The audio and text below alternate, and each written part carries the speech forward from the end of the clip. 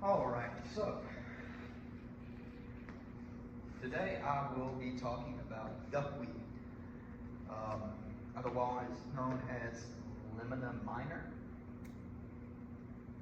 Common duckweed is native to North America, Europe, Asia, and Africa. However, it can be found on every continent.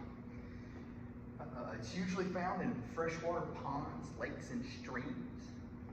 Common names include common duckweed, lesser duckweed, and just regular old duckweed. It's a perennial plant that can produce both asexually and sexually. However, sexual reproduction and the growth of flowers on the plant is very rare. It's the smallest flowering plant in the world.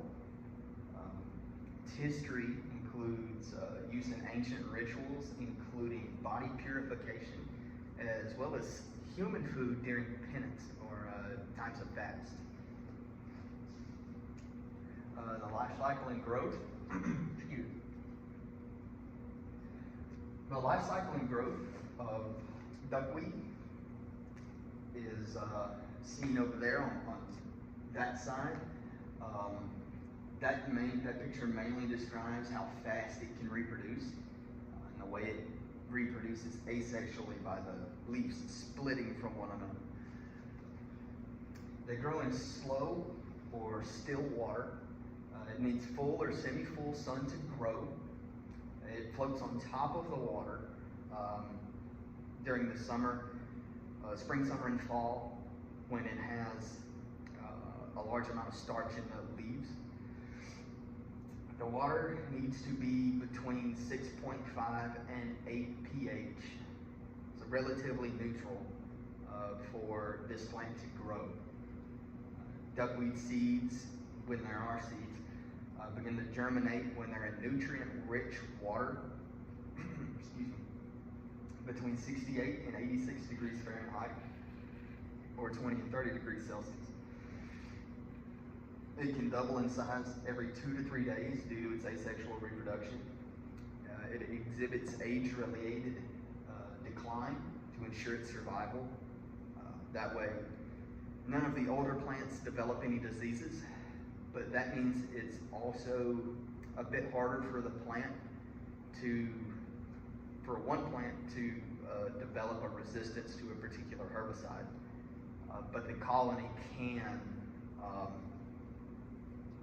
become resistant to a certain herbicide if it's used often against it. During the winter, the plants sink to the bottom. In the spring, when the water temperatures rise back up around 65 degrees Fahrenheit, the leaves will restart. They'll start gaining starch back slowly, and they'll rise back up to the top to grow and reproduce. The leaves on common duckweed are oval-shaped or inversely egg-shaped. The leaves range in length from about 1/8 of an inch all the way up to 3/8 of an inch. They're pretty small leaves.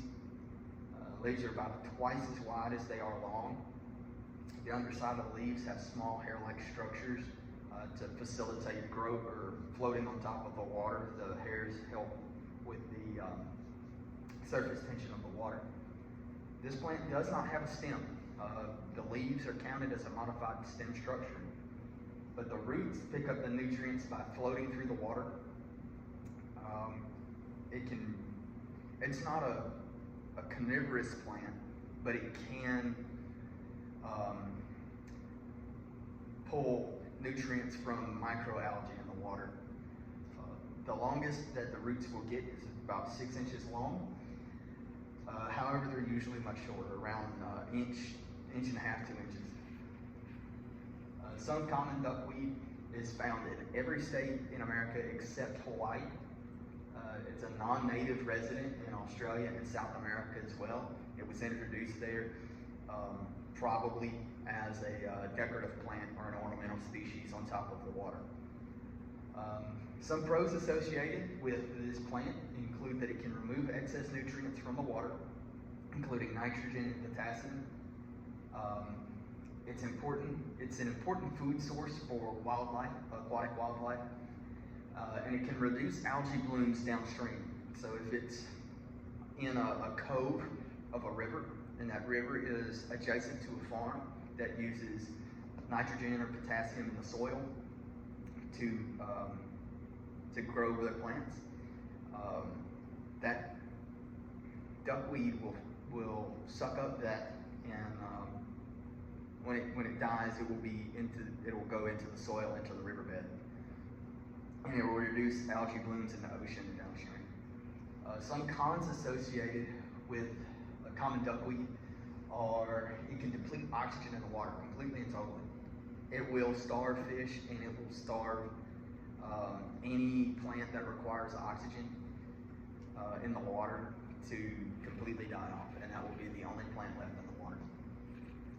It can block sunlight. It's usually not a big problem. That's usually a problem with giant salvania, but it can block light from reaching the floor of the riverbed, the waterbed. And it can cause fish kills, as I said earlier. When it overgrows, it will completely deplete oxygen from the water. There are several mechanical methods to control this plant, including removing it physically. You can go by in a boat or a kayak with a net and sweep it up just like you're sweeping the floor. You can use a reciprocating pump, a hand pump or a gas-powered pump in a larger boat with a water hose or a fire hose, and you can sweep the top of the water and push it to the shore. And once it's on the shore, as long as it doesn't get back into the water, via rain or a wave coming by or a wake coming by and washing it back into the water, it will die. It cannot live on soil. Stirring the sediment in the bottom with, say, a crawfish boat or something, you stir that sediment up and it will coat the roots and it will coat the tops of the leaves. And if sunlight can't get to the leaves or the roots, the plant will die. A method to restrict it from going further into a lake or a pond is using oil slick buoys. The things you see on TV, the round oil slick to keep the oil in, it also works for this. Some biological methods of management include adding herbivorous fish,